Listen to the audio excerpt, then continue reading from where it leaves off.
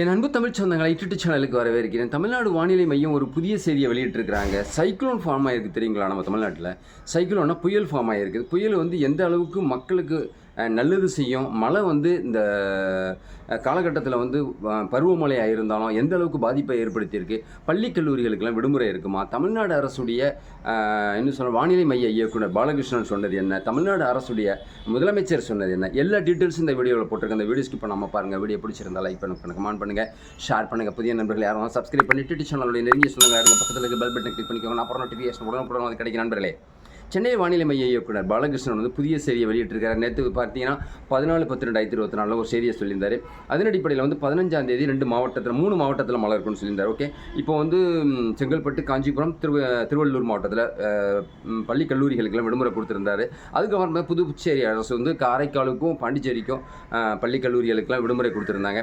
இன்றைக்கி காலையில் பார்த்தீங்கன்னா இன்றைக்கி 15/10/2024 கடலூர் மாவட்டத்துக்கு பள்ளிகளுக்கு மட்டும் விடுமுறை கொடுத்துருக்காங்க.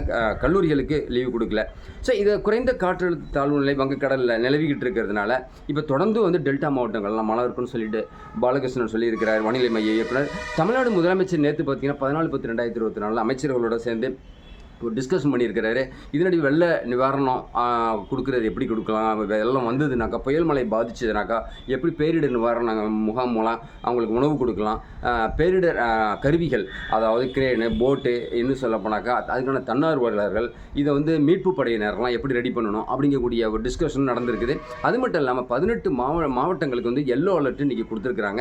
இன்றைக்கி வந்து கேட்டிங்கன்னா 15, 16, 17, 18 இந்த 3 நாளைக்கும் கொடுத்துருக்கிற அடிப்படையில் 14லேருந்து 18ஆம் தேதி வரைக்கும் கண்டிப்பாக வந்து மழை அதிகமாக இருக்கும்னு சொல்லியிருக்கிறாங்க. நேற்று பார்த்தீங்கன்னா கும்மிடிப்பூண்டியில் 9 சென்டிமீட்டர் அதிகமாக மழை பெஞ்சிருக்குது. வெள்ளிவாக்கம் பக்கத்தில் இருக்கக்கூடிய திருவள்ளூர் இந்த இடத்துலலாம் வந்து 8 சென்டிமீட்டர் மழை பெய்யிருந்திருக்க சொல்லியிருக்காங்க. ஸோ தொடர்ந்து 18 மாவட்டங்களுக்கு ரெட் அலர்ட் ஆரஞ்சு அலர்ட் கொடுத்துருக்காங்களே. எந்தெந்த மாவட்டம் அப்படின்னு பார்த்துடலாமா? மதுரை, திண்டுக்கல், கோவை, தேனி, திருப்பூர், திருச்சி, தஞ்சாவூர், மயிலாடுதுறை, திருவாரூர், நாகப்பட்டினம் இந்த ஊர்களுக்கெல்லாம் வந்து எல்லோ அலர்ட் கொடுத்துருக்காங்க. இருந்தாலும் இன்றைக்கி வழக்கம் போல் பள்ளிக்கூடம் இறங்கிக்கிட்டு இருக்குது அப்படின்னு சொல்லியிருக்கு. மக்கள் வந்து கொஞ்சம் கஷ்டப்பட்டுக்கிட்டு இருக்காங்க. ஆனால் ஒரு சில இடத்துல சாரல் மழை பெஞ்சிக்கிட்டு இருக்கு இப்போ அப்படின்னு சொல்லியிருக்காங்க. குறிப்பாக நாளை 16/10/2024 அதிகமாக மழை பெஞ்சதுன்னா இன்றைக்கி நைட்டு 15/10/2024 நைட்டு இன்றைக்கி மழை அதிகமாக இருந்ததுனாக்கா நாளைக்கு புதன்கிழமை பள்ளிகளுக்கு விடுமுறை கொடுக்கறதுக்கு அந்தந்த மாவட்ட ஆட்சியருக்கு முதலமைச்சர் மு க ஸ்டாலின் வந்து தனி உத்தரவு கொடுத்துருக்காங்க. நீங்களே முடிவு எடுக்கலாம் அப்படின்னு சொல்லிட்டு ஒரு அறிவிப்பை கொடுத்துருக்காங்க. இப்போ ராமேஸ்வரம், பாம்பன் துறைமுகத்திலேருந்து மீன் பிடிக்க போனவங்களுக்குலாம் இன்றைக்கி 15/10/2024 உடனடியாக கரைக்கு திரும்பணும் அப்படின்னு சொல்லிட்டு அறிவிப்பு கொடுத்துருக்குறாங்க.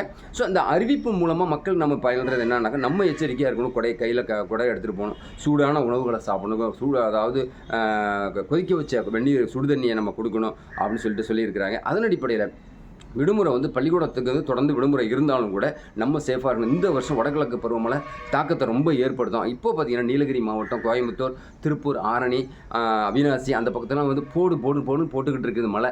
அப்படிங்கிற அடிப்படையில் தான் இந்த வீடியோ போட்டிருக்கேன். நண்பர்களே, இந்த வீடியோ பிடிச்சிருந்தாக்க நண்பர்கள் உடனடியே எல்லாம் ஷேர் பண்ணுங்கள். நாளைக்கு பள்ளிக்கூடம் கண்டிப்பாக லீவு கிடைச்சதுனாக்கா நான் நைட்டு வீடியோ போடுறேன்.